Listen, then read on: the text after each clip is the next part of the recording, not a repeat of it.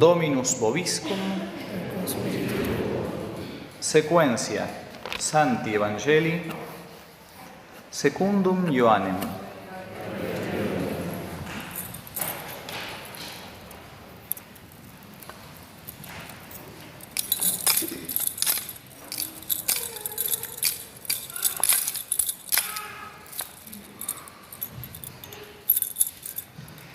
En aquel tiempo se celebraron unas bodas en Caná de Galilea, y estaba la madre de Jesús allí. Fue también invitado Jesús con sus discípulos a las bodas.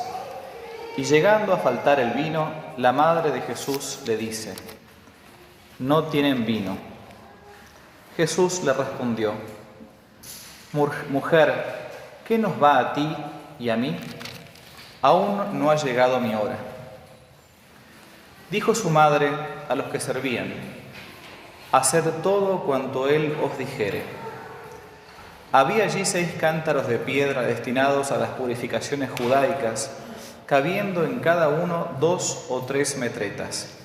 Y Jesús les dijo: «Llenad de agua los cántaros». Y los llenaron hasta el borde. Jesús entonces les dijo: «Sacad ahora y llevad al maestresala». Y así lo hicieron. Y luego que gustó el maestresala el agua hecha vino, como no sabía de dónde era, aunque los sirvientes lo sabían, porque habían sacado el agua, llamó al esposo y le dijo: «Todos suelen servir al principio el buen vino, y después de que los invitados están alegres, entonces comienzan a sacar el más flojo. Pero tú reservaste el buen vino para lo último». Este es el primer milagro que hizo Jesús en Caná de Galilea y manifestó su gloria, y creyeron en él sus discípulos. Podemos sentarnos. Queridos hermanos, en la Santa Misa que estamos celebrando, llamada según la forma extraordinaria o también la misa tradicional, hoy toca en el segundo domingo después de Epifanía el primer milagro público que nuestro Señor Jesucristo hizo en su vida justamente pública. Así comienza prácticamente el primer milagro de Cristo. Muy probablemente haya hecho otros durante toda su vida oculta, pero al menos el Evangelio de San Juan nos pone este episodio totalmente extraño para los que comenzaban a seguir a Jesús, los primeros discípulos del Señor. Y no por nada se hace el primer milagro en un contexto de lo que vamos a conocer después con el tiempo como un sacramento, el sacramento del matrimonio, esa sagrada unión que no fue abolida ni siquiera por el pecado original, viene de nuestros primeros padres, de Adán y Eva, y nuestro Señor quiso santificar justamente aquí en las bodas de Caná. Sabemos que el matrimonio es la base de la familia, la base de la sociedad. No estoy diciendo ninguna cosa nueva. Ya el gran Aristóteles decía que la familia era parte del ser humano y que el ser humano a su vez era un animal político. No significa que esté en el comité, en el gremio, sino que se realiza en la polis. Se realiza en la polis, en la sociedad. Si uno deja un bebé solito, ¿no?, durante un tiempo después que apenas ha nacido solo, no puede sobrevivir. Necesitamos ese ámbito familiar. ¿Cuándo se instituye el sacramento? Es que, claro, en el texto del Evangelio no se dice del día de hoy, a partir de hoy, Jesús dice: se casará uno con una, con el sacerdote, siendo ellos dos los testigos calificados, el testigo calificado sacerdote y los ministros los contrayentes. Por eso Lutero se preguntaba esto: ¿cuándo se instituye este sacramento? Es que no hay en el Evangelio en ningún lugar que Cristo diga solemnemente: yo elevo este contrato natural a la dignidad de sacramento. Por eso, inicialmente, este fraile agustino, apóstata, padre del protestantismo alemán, aceptó solamente el bautismo y la Eucaristía, y según sus pensamientos, la Eucaristía, para que después sus seguidores se quedasen solamente, de modo estricto, con el primero, en cuanto a sacramento. Pero nosotros encontramos en el Evangelio que el primer acto público de Jesús, nuestro Señor, fue santificar con su presencia unas bodas. Y algunos dicen, y unos vinos también, no solamente unas bodas. haciendo un milagro por anticipado, casi como forzado, pedido por su madre. Por eso, en este texto evangélico del Evangelio de San Juan, se ve también cómo la intercesión de la Virgen María existe para que nuestro Señor se derrita ante un corazón de madre. Hagan todo lo que Él les diga, dice Cristo. Todo lo que Él les diga. Y después lo declaró indisoluble, diciendo que desde el principio era así, pero que por la miseria del hombre, Moisés había permitido el divorcio por justa causa. No entro en este tema, pero Moisés, por la dureza del corazón del pueblo judío, sobre todo del varón, que quería repudiar a la mujer por cualquier motivo, dijo, no, un momentito, ya que la van a repudiar, al menos que sea por causa justa. Pero Jesús va a decir, al principio no fue así, no fue así. San Pablo estampa en su carta a los Efesios esta frase que se lee habitualmente en todos los matrimonios.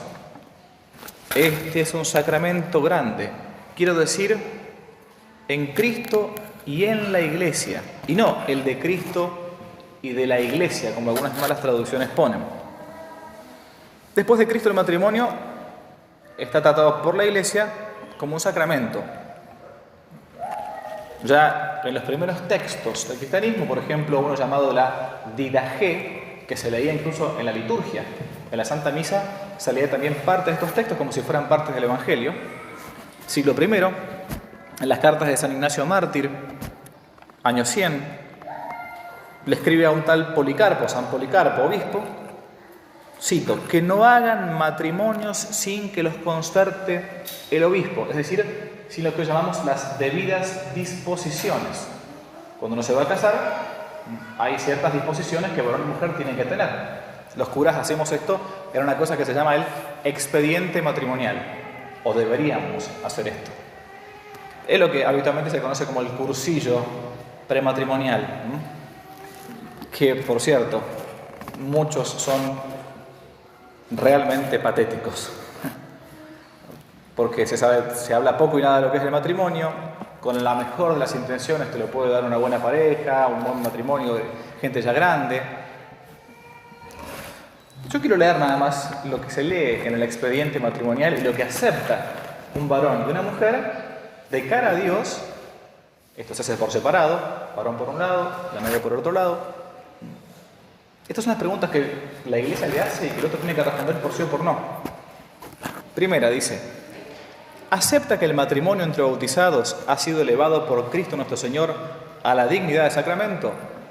Acá habitualmente responden siempre que sí, sin dudarlo.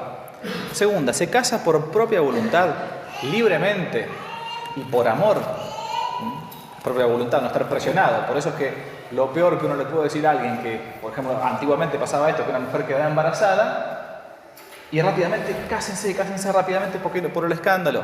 Claro, pero pasa que la sociedad antigua no era la de hoy tampoco.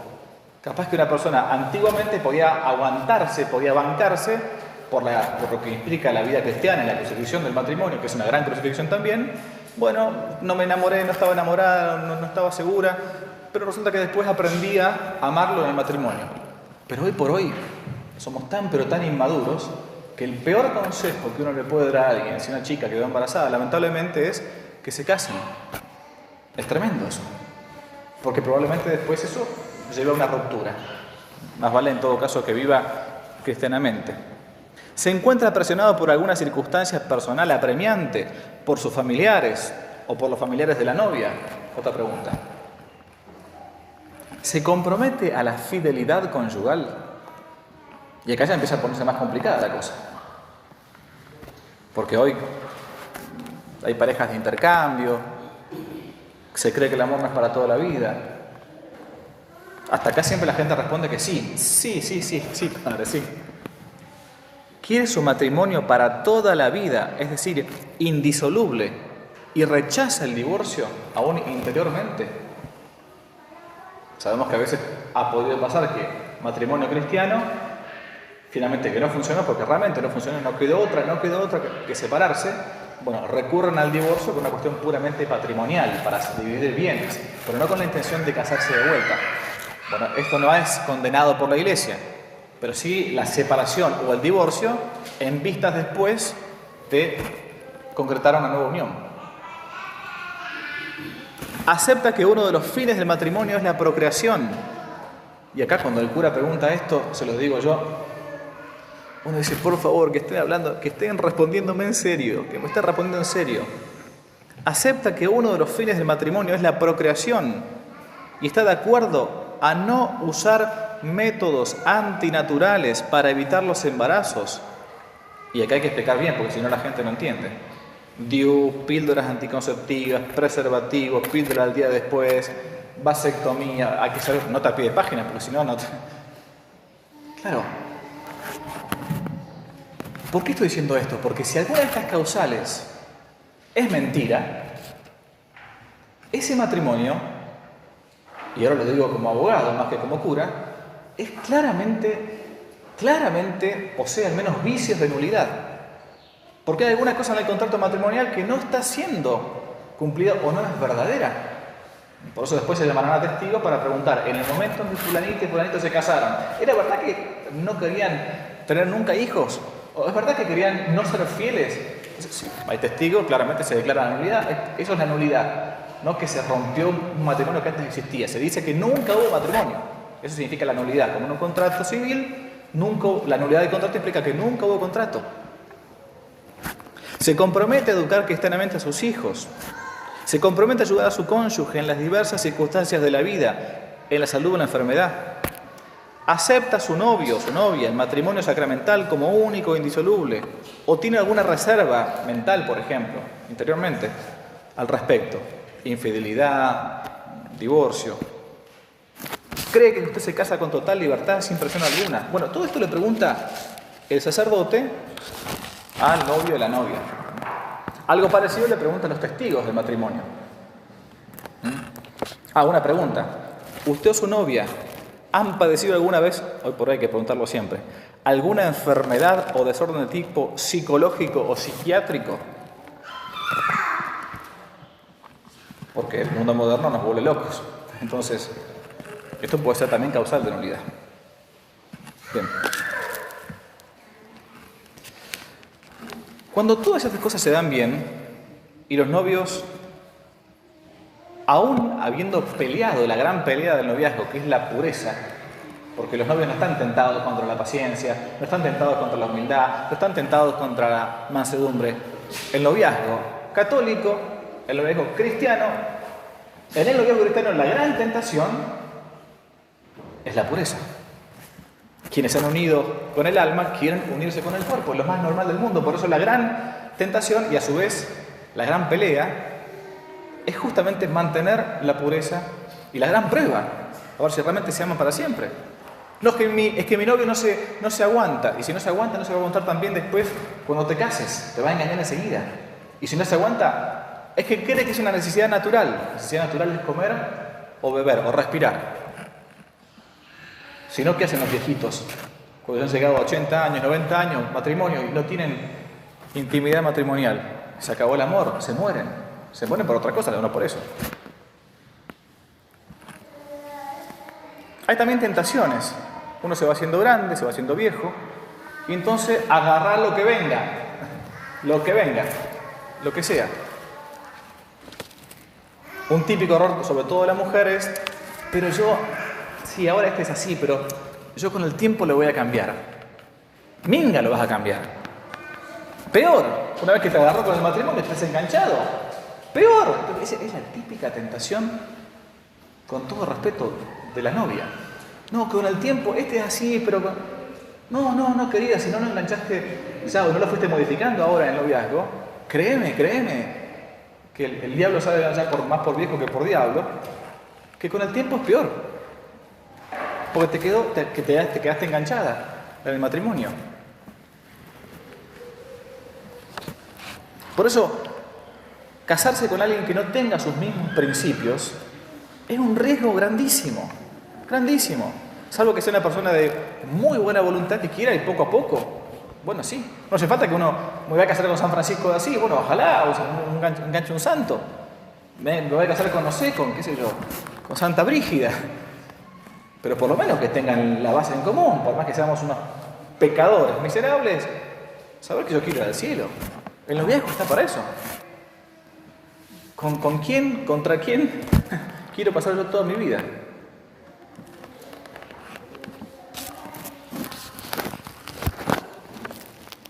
Como postdata, los casados, ya casados por matrimonio, respecto del sacramento del matrimonio, solamente pueden cometer 2 pecados grandes contra el sacramento del matrimonio. Uno, conocido, es evidente, el adulterio. Engañar al esposo, engañar a la esposa. Y otro, el pecado de impedir o espaciar injustamente los hijos, sea esto por medio de métodos artificiales, como sea también por medio de los métodos llamados naturales, porque también se puede hacer uso de los métodos naturales con una mentalidad anticonceptiva. Y eso es una especie de fariseísmo moral, ¿no? Está bien, yo no voy a usar el DIU, no voy a tomar pastillas, pero en realidad calculo siempre, sin ninguna causa grave, porque cuando hay causas graves, la misma Iglesia lo plantea. Casti connubio, humane vitae, familiares consorcios, son las encíclicas famosas. Es más, hasta Amor y Leticia dice eso. Sin causa grave, entonces, ¿cuáles son las causas graves? Ya sabemos. Una grave necesidad económica, un problema psicológico de la mamá, del papá, físico, que hagan por el momento imposible traer de vuelta niños al mundo, por el momento, o a veces puede ser para siempre, porque la mamá quedó enferma, el papá quedó enfermo, entonces ya no pueden entonces. Pero si no, uno de los fines es este. Claro, lo que estoy diciendo es asquerosamente, políticamente incorrecto. Porque estas cosas ya no se predican más, pero están en el catecismo. Y el oficio del cura es predicarlas. Claro que pueden cometer faltas contra la justicia, contra la caridad, pero estas no son faltas contra el sacramento, sino contra el prójimo en general. Termino. El matrimonio es como la Iglesia. Los matrimonios son como la Iglesia, que andan entre las tempestades del mundo y los consuelos de Dios. Por momentos parece que todo se va al tacho, que no queda otra, que ya lo voy a matar, si existiera un momento, me separo, no aguanto más. Y por momentos, cuando uno mira para atrás, dice, ya pasó la tormenta. Uno no se salva en una tormenta tirándose al mar, sino aferrándose fuertemente al mástil o al timón. Por eso, Tertuliano, uno de los padres de la Iglesia, decía que cuando esas tormentas del matrimonio pasan, podríamos ser capaces de decir esto: ¿de dónde voy a ser yo capaz de describir la felicidad del matrimonio? Aquello que la Iglesia arregla, que el sacramento confirma, que la bendición sella, que los ángeles anotan y que el Padre de los cielos aprueba. Pidamos hoy en la Santa Misa, que recordamos las bodas de Caná, la fidelidad, la felicidad de nuestros matrimonios. Ave María Purísima.